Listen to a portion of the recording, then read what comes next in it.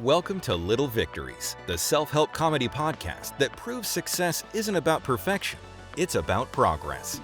Hosted by fast-talking firecracker Richie DeFrisco and the ever-sly Pat the Cat Murray with the Pat Facts. This is Little Victories.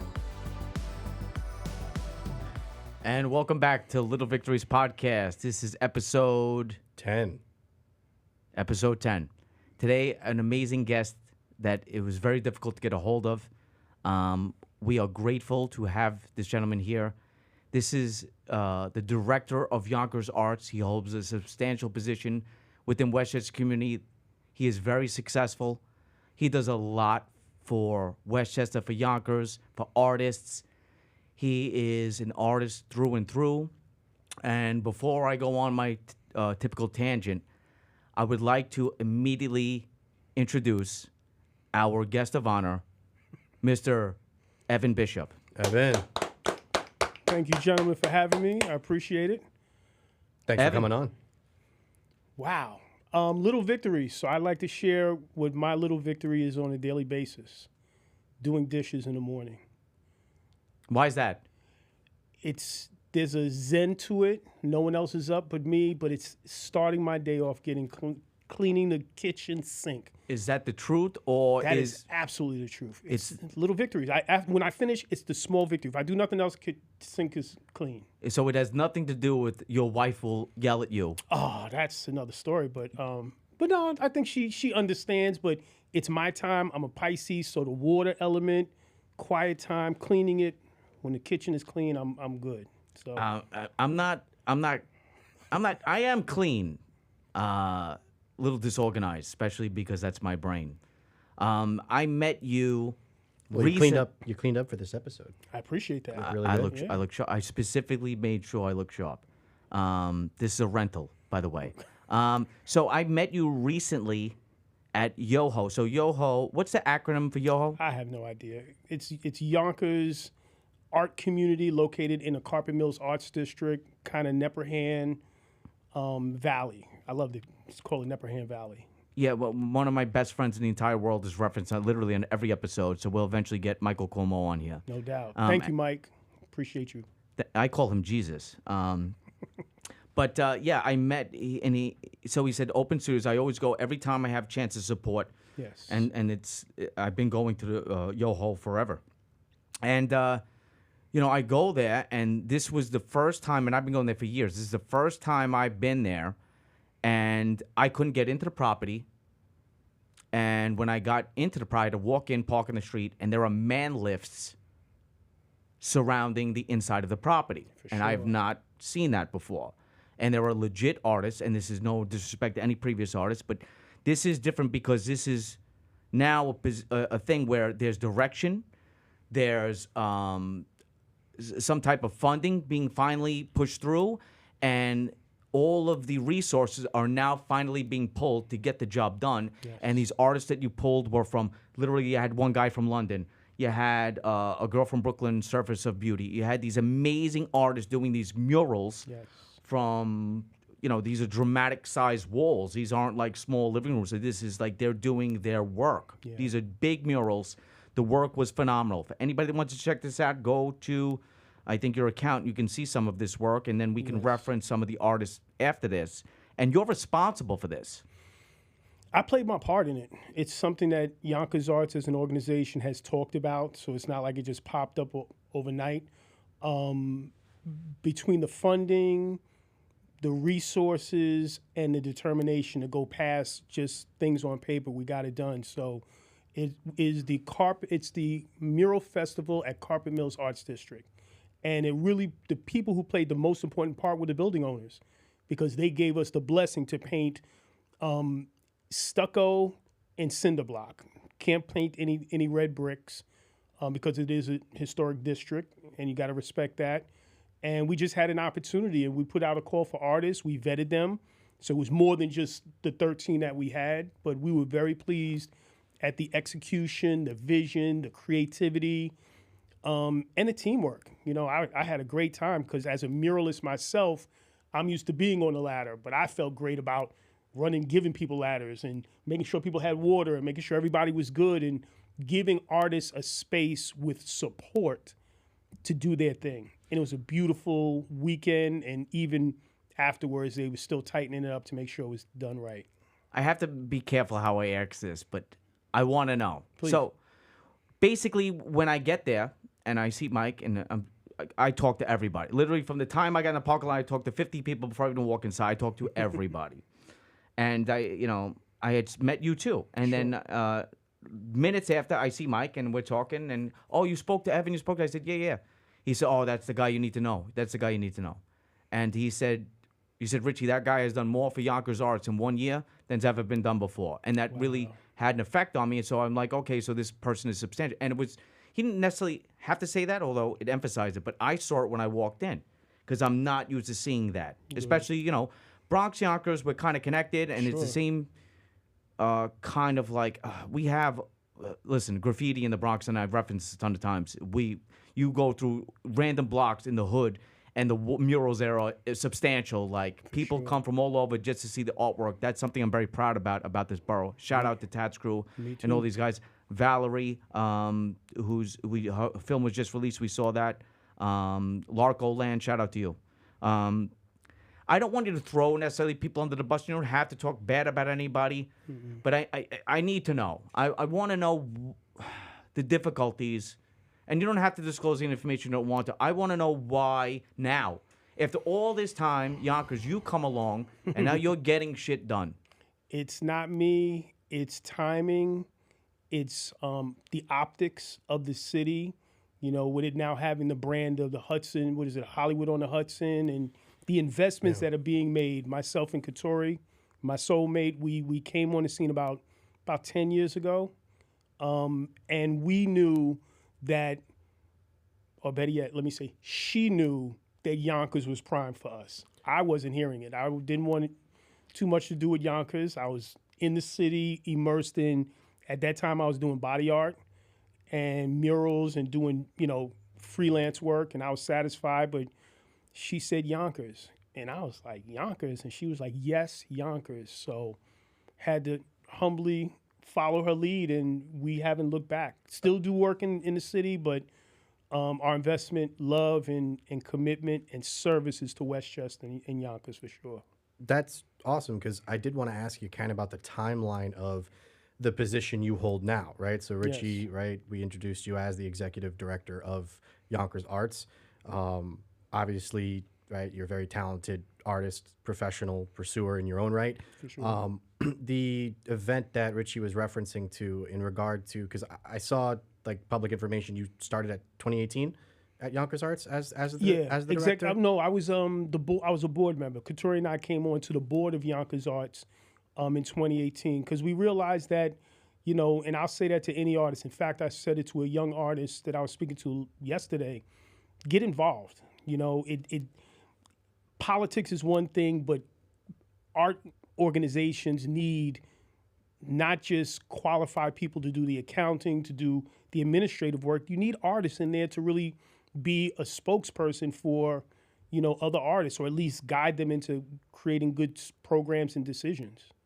So 2018 is when I came on the board. The executive director position opened up at the end of last year, and the board I sat as an interim executive director to keep it going, because once the leadership changed, I realized that I didn't want to see this organization fold. And it was in a dismal place.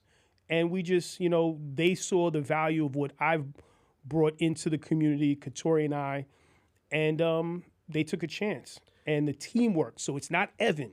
I am clear. Don't get it twisted. It's not Evan coming on the scene, all these things happening. If it wasn't for the team in the back end of Yonkers Arts, I would not be sitting here as executive director, and Yonkers Arts wouldn't have been able to do all the things. So big ups to the team, the board members, the staff, and the administrative team of Yonkers Arts for making things happen. And I mean, that's awesome, because I know we've talked about before the importance of the team. Yes. Right? And the talent is what we're there for, but you actually need those other people that can bridge that gap and get things going. Without and question. Not to get too political, but I did just notice that public media, public the group, the nonprofit group that's behind PBS and NPR, they're disbanding. Yeah. This just happened the other day, and they're all that is gonna go. Yeah. And so my question for you, and I'm not asking for like a dollar amount, but Yonkers Arts is a nonprofit. It is a nonprofit. So yes. your role there, does that provide you with any sort of income, or is everything that you're doing there just for the sake of the artists? No, I'm actually an employee of Yonkers Arts. So I serve at the pleasure of the board. And, things are tight, across the board. I'm confident that our strategic plan is going to be rolled out with flexibility, understanding that funding sources may close, but I'm of the mindset that, every obstacle is an opportunity. So if we're comfortable doing one thing and it stops, how can we pivot? Where can we pivot to keep things flowing? And serving the community through the arts, no culture worth its grain of sand in history thrives without the arts. So Agreed. We got to make sure that, one way or another, the community is served through the arts. It's healing. It's important. It's educational. It's empowering. So It's our only source of freedom, expression. Outside of that, we're completely the arts, it's like you cut that out and you got, I don't even want to look at that. That's a picture that's not in my mind. Yeah. So There's so many things that you said that now I'm officially in love with you, just so you know. I love that you immediately, you would no hesitation, no. Team. Without question. There's certain things that make the hair on the back of my neck stand up. It's sometimes some people, I'm not picking on younger kids, I'm just people in general. Self-made. Yeah. Immediately, my mind is like, shut up. Yeah, Do you not both- ever say self-made. Someone wiped your ass when you were a kid. Someone absolutely. put clothes on your back. Someone did Right. all these things. You do not It say... sounds sexy. It sounds like, it's something that the ego can thrive off, but big ups to Kennedy High School. I played football, and those lessons, even before that, the Bronx Steelers and all that good stuff, Bronx Eagles, teamwork.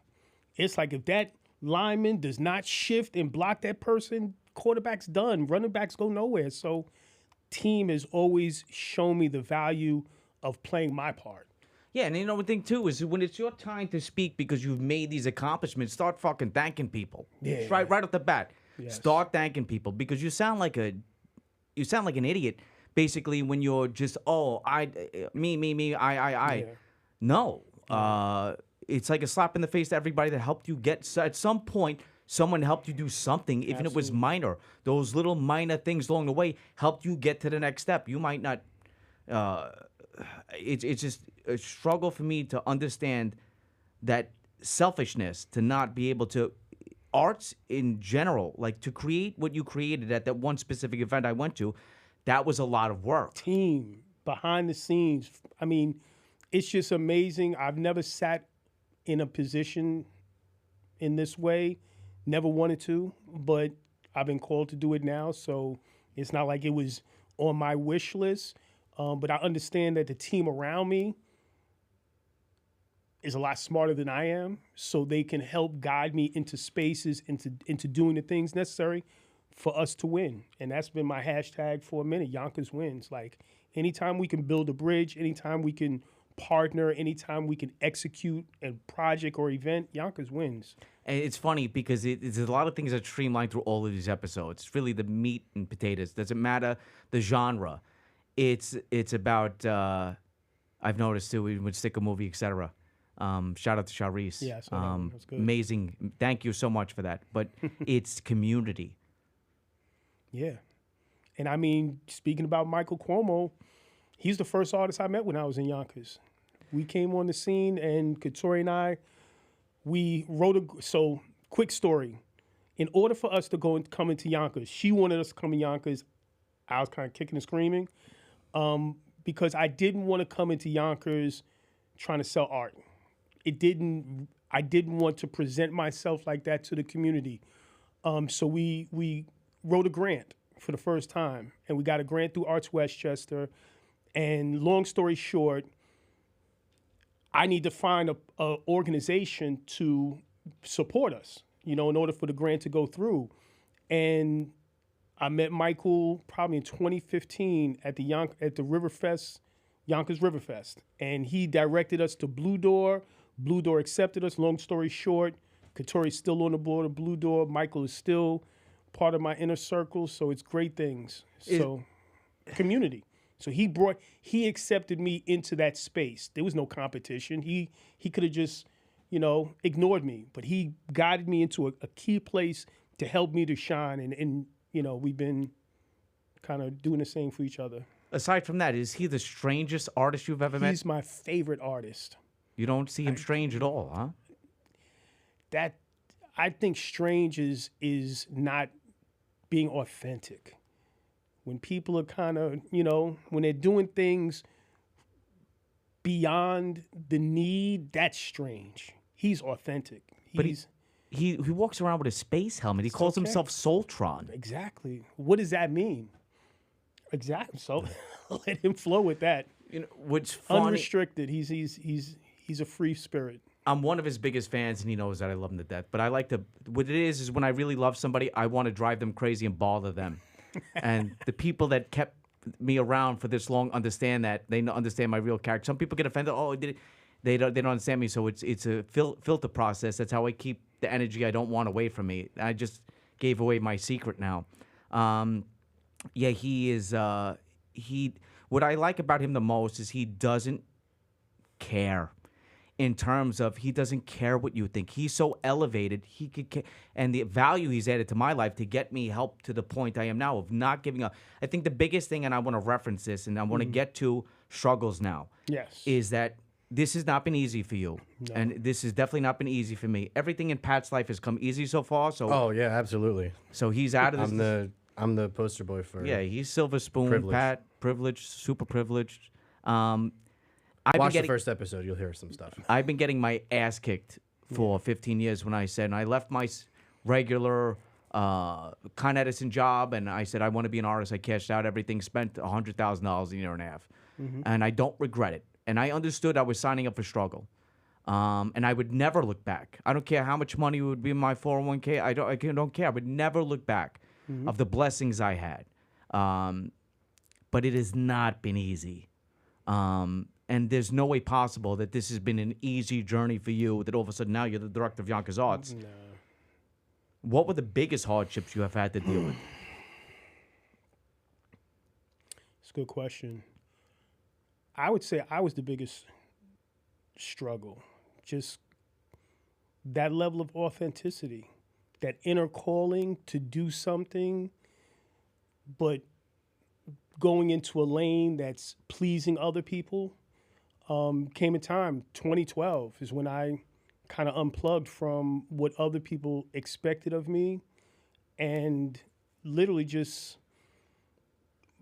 stepped away from a 15-year career as a teacher in New York City Board of Ed, and knew that if I don't do it now, when? And there was a shift in the administration in the school that I was teaching. I was teaching adult education. And it was a pivotal moment, and it was the best decision I made. Scary, didn't tell anybody. I told one person, and they fully supported me. Family didn't know about it. They didn't need to know about it. I just had to make the decision. And through that journey of that scary point of being on the edge and taking the leap, helped me to understand that I was never supposed to be on the ledge. I was supposed to be exactly where I landed. So it's that full-time artist. I wanted to serve the community through my art.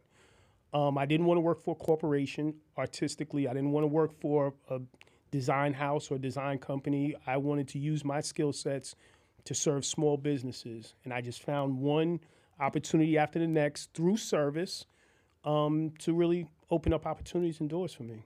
So that's good. And that was all in the Bronx initially? Yeah, in Harlem, because I was teaching in Harlem, and I realized that was my community. 15 years, I was invested in there. So between art education, between business enhancement and branding, through my skill sets as an artist, doors opened up. And one opportunity came that was really great. Sister Chink, she had a boutique called Progressive Unlimited. And as a muralist, I was doing it at a time when we didn't get permission and, you know, we didn't get paid. But I saw her gate on 125th Street, and she had an ancient African symbol called the Ginyami, which means the ever-presence of the Most High. And someone just kind of spray painted over it. And I would walk by there and really get upset. And finally I stopped and I was like, can I repaint that for you? And I just didn't do it the way she did it. I remixed it to a whole nother level. And she gave me an opportunity to paint on 125th Street when at that time, I think I was the only other muralist. Can be wrong, but I'm willing to discuss it. I was the only other muralist besides Franco the Great who laced 125th Street. He has been my hero for decades. So Franco the Great, he was my inspiration. Tats Crew as well. Service. Holy shit. Yeah, that. My mind, wow. I'm gonna leave. Pat, I gotta go. My Okay, I'll spirit is pick it about up. to jump out of my body right now. In my mind, as you're talking, okay, we gotta backtrack here because now Yes. I'm excited. I just woke up. You I look was sleeping excited. because I worked overnight, but now I'm up again. Good. Wow. Yes. Holy shit. And I'll tell you what. When I graduated Lehman College, me and my friend are doing plumbing. He was the plumber. I was the lazy assistant that would fall asleep on the bucket and hand him wrenches. Right.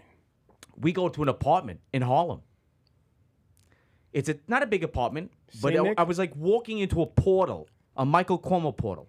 This guy's got artwork, Wall to wall, inch to inch, no other place to put anything but his work. painting on velvet. Yes. Holy shit. Yes. I'm like, and he introduced himself, nicest guy in the world. And we're fixing his bathroom sink, Wow. his basin waste. And he's talking to us. Nicest guy in the world. It's like, oh, I painted all these. I'm like, but this guy fucking painted this shit? And he introduced him. I'm Franco the Great. He used to paint with master. Bob Ross. The master. He does all the murals in Harlem. And I never forgot that guy, ever. And then you dropped the Tats Crew bomb. Yeah.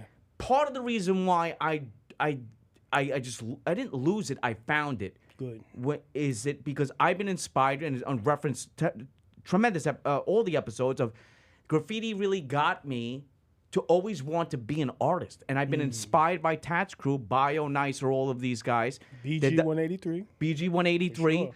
Nazem, the two kids he took from Germany. Absolutely. It's that documentary. Still to this day, I don't care. That still to this day, I like documentaries. Film, great. I'm an actor, but I like documentaries. And still to this day, that Tats Crew documentary is still one of my favorite documentaries I've ever watched.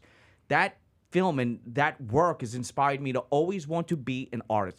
I never made it to the level these guys made it. So I just show up. I take pictures of their work with disposable cameras. I do things Got like graffiti right here in your yeah, look brand. at that's a Inspiration. major part of the story. Absolutely. And I can't believe you just said Franco the Great. Franco I'm the like, Great. I'm gonna ask him Franco the Great and see. And it's so sick. Yeah. He actually, quick story, when my family was members of Riverside Church in Harlem. And as a kid, my grandmother knew who I was enough to know that if I don't give him a pen and let him write on the programs, he's going to act up. So she would give me, and she would whisper to me, if you stay calm, we can go down 125th Street. You can see the murals. And she knew I wanted the murals. So at the end of the program or whatever, I'm now given permission. She would just pull up and let me run out, and I would look at his work. Because at that time it wasn't being defaced. There was no graffiti on there or anything like that. So he literally, that was his gallery. And I was inspired by that. The beautification. Beautification is something that's truly dear to my heart. To this day, Katori and I still work with a business improvement district in the Bronx where we're painting gates. I'll be on a ladder probably 3 o'clock tomorrow morning to work on a gate. We work with another organization in Harlem, Uptown Grand Central, where they give us opportunities to paint murals. I'm finishing up one tomorrow as well, so I got 2 murals to work on. So graph is it. So my aha moment with graffiti was Style Wars. When I saw that, man, I pledged allegiance to the spray can and like, this is it. This is it. I was doing it before, but now I get to see these cats and who they are. Yeah, let's do this full time. Like, I don't care what it takes as long as my mother doesn't find out. Well, like this is a previous episode what we had with Charisse is so I was brought to a film, and Pierre, our producer, our very French producer, had said make sure because he goes to events nonstop because he has nothing better to do. Right. And I try to go as much as I can, but he said make sure you pay for your ticket for this one because they sell, and they do sell at every seat. And it was a great movie, and they took 4 years to make it. That's on the previous episode. Yes, so I make saw sure that if you didn't listen to, I'm talking to the audience. If you have not listened to that episode, make sure you listen to episode 9. Yeah, the synergy is amazing. That fact that we're coming off the heels of talking with Charisse, promoting Sticker Movie, Yes. and here you are blowing Richie's mind, taking him back 20 years in the past. Now, I did want to ask because you were hesitant to leave the Bronx, and I'm starting to understand that was because of the community and the people. When you met your partner, Katori, Yes. right, and she kind of was your guide into pivoting, what kind of support were you able to give the artists in the Bronx and then now the artists in Yonkers? Because I know some of these guys, like, they have to sleep in their studios. Yeah. You know, because they're so dedicated to what they're doing, but maybe can't hold down a full-time job while they're doing it. So, you know, I'm interested to know, because especially with your background in education and teaching, like, you personally, and then also, like, the organizations and the money that was found, just to be able to, like, give back to these people. Like, yeah, like, what were you, how were you able to do that? I think the first thing with regards to community, I would say when I took that leap of faith, I knew that I needed an artistic community. And I tried my hand in various organizations, and, you know, gatekeepers are going to be gatekeepers. And I'm not trying to jump over that fence. I'm going to leave you over there. I'm going to find something else. So I realized that there were certain organizations that just weren't jiving with where I wanted to go and what I wanted to do. As I don't know why I was on my bike in Central Park. I'm riding uptown in Harlem, and a good friend of mine, a poet, she stopped me in the middle of my going uptown.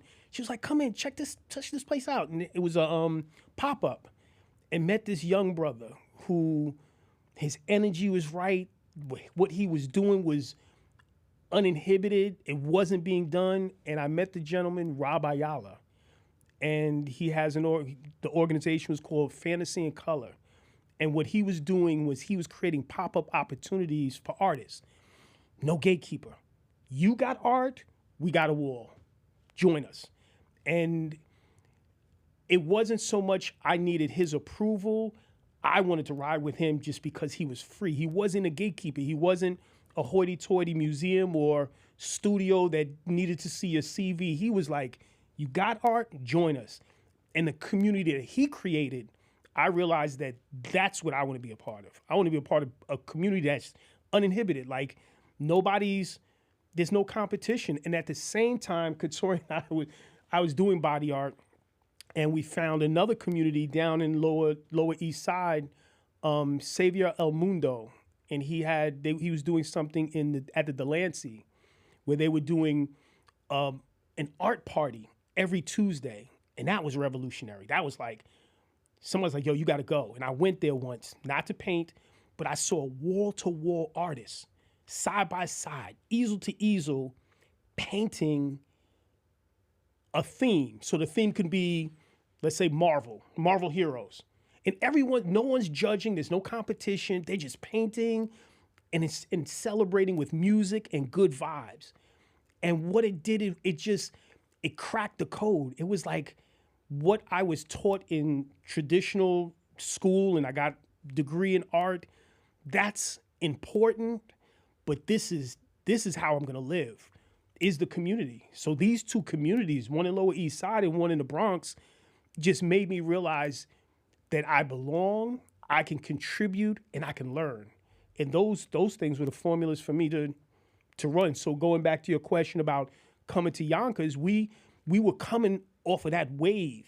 And when we started doing the community art projects. The first one being 100 Words of Wisdom, where I painted body art on 142 seniors. And the question is what one word would you share with the youth of today? We wanted to introduce ourselves into Yonkers in a way that would, once again, was uninhibited. So to paint body art on senior citizens, first of all, is radical. But once they gave me a word, I was painting it as a graffiti artist. So I'm not just painting it just straight text. I'm getting blends and shadows and 3Ds and all these effects. And Katori was the interviewer, and she was a photographer. So we had this photo exhibition. And my vision as we were writing the grant was, I'm going to introduce myself to the elders of the community. I'm going to put the elders who usually are on the outskirts, we're going to put them in the middle, and we're going to celebrate art because they have children, grandchildren, neighbors. It was phenomenal. And that's how we started. So that's the community. Really, to this day, the elders are our friends, and they helped us to kind of move in the spaces that we're in now. I kind of feel like, because I don't know if, sometimes I say things I don't know what I'm saying. But because I don't know anything but the Bronx and Westchester. I mean, Sure. I don't travel much. But, I don't know if it's this country or the city or what it is, but it's like elders are treated like, oh, their time is up, put them aside. We got to get these people pushed away. I hear, if you want to Google, I don't know, you might know better than me. He's the smart guy. I'm the funny guy. And I hear in other cultures, in other countries, they're put all the time. But yeah, no, it's definitely like, I think a negative of our culture right now in the country is, people could possibly live longer than ever before. Yeah. And I mean, I agree, like elders are not quick to forget, right? And so when I saw, because I know working with Katori, you do the 320, correct me if I say this wrong, the 320 Arts Mission, is that? 320 Body Art. Body so art. Our website, our collective journey is 320 Arts, but what we started off doing was 320 Body Art. And we would just go to places, set up communities, parties, and all those things doing body art. Not face painting. Big ups to all the face painters, but I wanted to paint adults. So the magic of that, quick story, is that I knew that I wanted to paint adults because I just wanted to do things that probably weren't appropriate to kids, whether it was a tag or something else, nothing vulgar or anything like that, just creative. And Katori would always be with me. And as I'm painting, eventually she wanted to get involved. And her gift to the experience was bringing in she's an esthetician. So she loved the skin. So she'll, as someone's sitting there getting painted something on her, she said, can I massage your hand? Who's gonna say no? So now she's massaging her hand. And now eventually she created this whole package of aromatherapy, guided meditation, and light healing touch.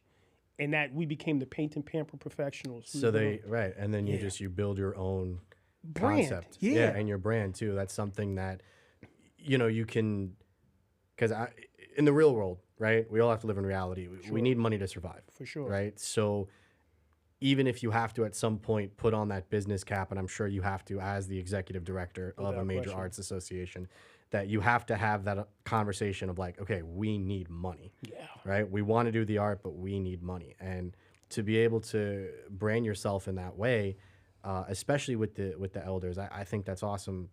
Always brought up respect your elders, right? Without Even question. if you don't know them. If I see a gentleman who's 30 years my senior struggling with a bag or crossing the street, like, hey, how can I help you? Yes. Right? And then I just feel like you said, they all have kids and grandkids, and there's got to be at least a dozen of those kids that want to get into the arts.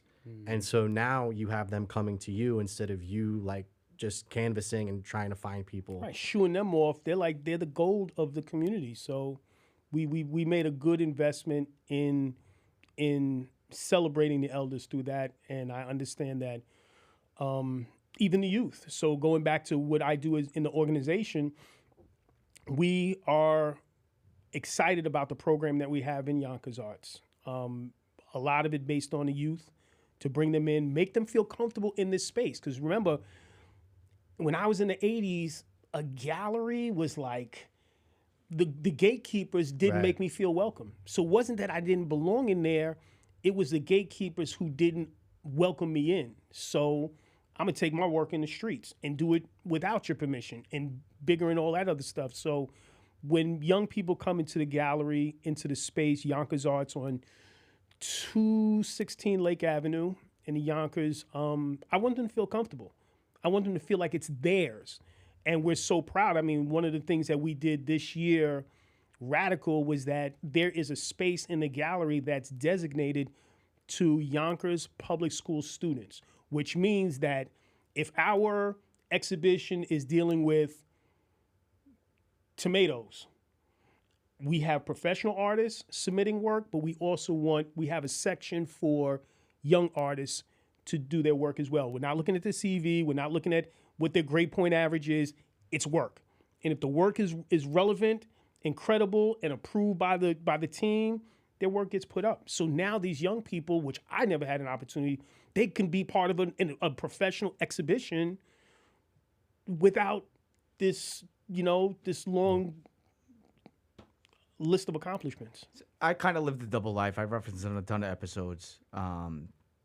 Because back then we had beepers, etc. Yeah. And we were all in the street. So you'd have 30 kids in one corner. Then 10 blocks away, there'd be a park with 30 kids in there. We all fight with each other. But I kind of feel like, going back to my family and things like that, is especially the kids I associated with for a long time, is that we have this level of street smart. And it is legit. Yes. But the way I look at things is that, let's say I had kids. I always wanted them, never had them. Who knows at some point? But It still happened. I mean, you don't know. I mean, let's not get into that conversation. But basically, it's like I would never want my kids anything like me in a lot of ways. Maybe some ways, but a lot of ways. And it's not that I X for it. It's just what you had to do. Sure. And the options for the kids is that to get them off the street. And not have to have that, oh, I'm a savvy street guy, I know how to do this, I know how to... That's not benefiting you in any way. So if it's not like some kids are like, sports are their thing. But that's not for all the kids. Not at all. Some kids, they'll sit there and they'll draw all day. Yes. And that gives them an avenue. It's funny because I didn't have to say 2 words. You guys wouldn't even let me talk. Because, Pat, you just took over as usual. And I wanted to say it, but I didn't have to. Just a chatterbox. I just like to talk. Is that you had a picture on your account with you sitting next to a child, and you were going over a book with them, and that to me was a very powerful image. Sure. Because essentially, we have to leave a better world to these kids. At the end of this, coming to a single guy with cats. We don't own anything. We're just here to pass it on. As we received it, we passed it on, and hopefully, it's a little bit better. Yeah, and it's giving these kids a place, a community. Because feeling left alone is a big problem. Now these poor kids have to deal with a whole new world of this new dimension of media, social media, and things like that. So they're gauging whether they're liked or disliked based on how many likes they got. I couldn't imagine that as a kid. Yeah. They're in a space that I think that their souls are built for this. They just have to be guided in the right way. Once again, plugging in what we do at Yonkers Arts. We realize the importance of creating a community for a safe space for high school students. So we have the Junior Arts League. And the Junior Arts League is really about not little kids. It's not a classroom session. It's just it's a space for them to come into, whether they just want to draw on their own or they want to build, they want to network. If you're from one high school and you're from another high school, forget the tribalism, build. How can you do it? And because the Carpet Mills Arts District houses over 80 artists, we have professional artists at our fingertips. So if somebody's interested in sculpture, we can get somebody to come and help them explore that. So the Junior Arts League is really our vision to empower the youth who don't want to pick up a sport and do those things and just wants a safe space to be themselves and safe. And get them off the street. Yeah. There is nothing. Listen, they always said to me, and this is, listen, I lived it. I know it. Nothing good happens at 3 o'clock in the morning. That's Period. real. I don't care what nobody says. At 3 o'clock in the morning. Except me painting on a gate tomorrow morning. That too. But before we close, because we got limited time, is Sure. that I want to reference something that's coming up that's a big deal. Yes. And that is Yonkers Comic Con, Yonkers Comic Con, Thank Yonkers you. Comic Con. We are Yes. here September 27th. We are taking over the Yonkers Riverfront Library again. We're partnering with Yonkers Arts, which makes sense. But we're excited. We just came from the Bronx. We came from an expo in the Bronx, comic book expo in the Bronx, and just seeing the faces, seeing the vendors, seeing the cosplayers, bringing people together. Once again, community. Now, I don't pose to be the person who knows everything about comic books or Comic-Con. I just know that the community needs it, and we have an opportunity to build something very magical in Yonkers through the Comic-Con. And I want to give a big shout out now because it's relative to one of our guests for episode, which I never remember the numbers because I don't Episode remember. 5, Ian Cinco. Yes. Yeah, Ian, you're part of the Little Victories family. We love you to death, and you know that. You will always be part of this family. He is a brilliant comic book artist, one of the nicest guys you will ever meet. He is a savage. We've referenced this in the episode. We will never stop promoting and referencing him. It's a good episode, too. He is legit. He is scary. That's how good he is. It's scary, and hopefully we make the connection maybe with your event. But is this the first Comic-Con in Yonkers? No, it's the first Comic-Con that I've paid attention to. If they've done something before, I value it. But Katori and I are coming with a team of talented, gifted visionaries who see the value of making this bigger and better every year. When will this event take place? September 27th.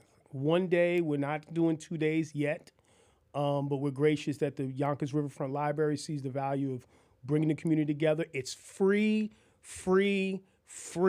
That's the difference. And we're celebrating creativity. So one of the main areas that we celebrate, 2 major things, the Hall of Heroes, which is an exhibition that we celebrate original superheroes painted or created by professional or emerging artists, as well as the Creator's Choice Award. That's an award we give to people, pioneers, people who are trailblazers, people who broke the code and really brought something to the comic book industry that wasn't there before. What did you do a lot, and it seems like that's without question you're going to do more. For sure. You're now also part of the Little Victories family. LV. I don't know if that's a good thing or a bad thing, to be honest with you. It's good for us. Good for us, yeah. for This me. is great for our promotion, yeah. Yes. Thank you. What advice would you give to anyone out there? You think about all the people that cross your path. Pierre deals with this, I deal with this.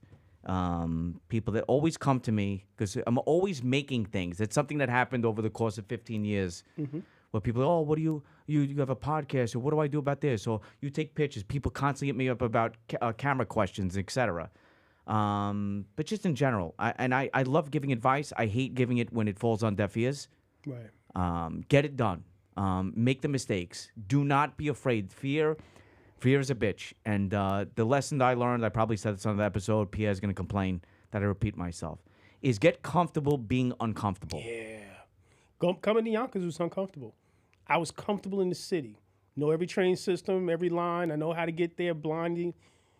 I have not taken public transportation in Yonkers yet, and I'll ride my bike before I get on a bus just because.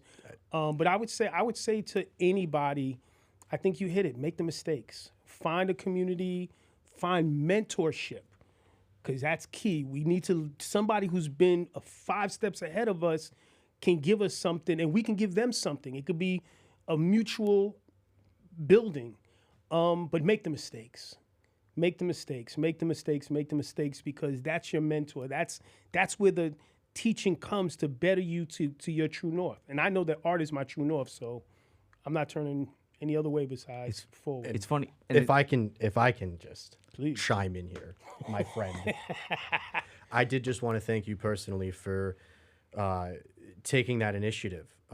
You were a teacher, but you're still a teacher. Yes. And, I was involved in music as a kid. Now I get to share a little bit backstory, huh? Good.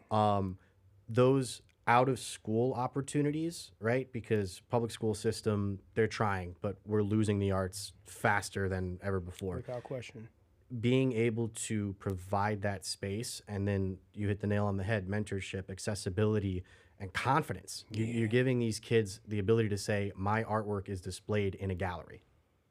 And Wish I had that. that's priceless. Yeah. So thank you. My inner child is pleased. I sleep well because I know I'm doing the work that Yeah. I'm here to do. You're a blessing. You know, these kids don't know.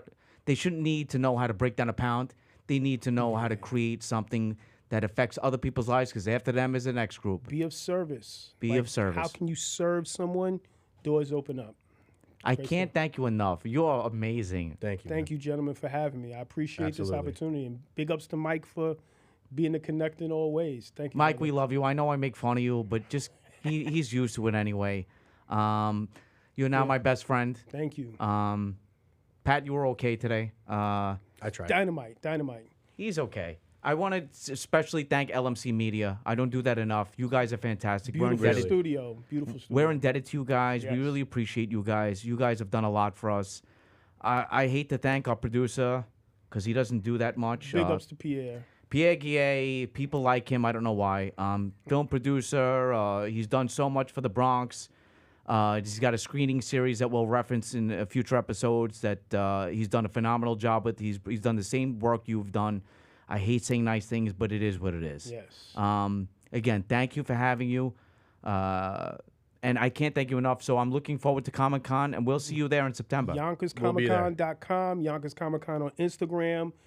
Evan Bishop Art, if you want to see what I do individually, and if you want to see what me and Katori do, 320arts.com and 320arts on Instagram. Thank you so much. Team, thank you, brothers. Thank you. Slancha. Yes. Respect. That was a good episode. Yes. You were okay. Thanks for listening. Stay tuned for more wins and more laughs. Follow us at Little Victories Pod on Instagram so you don't miss a thing.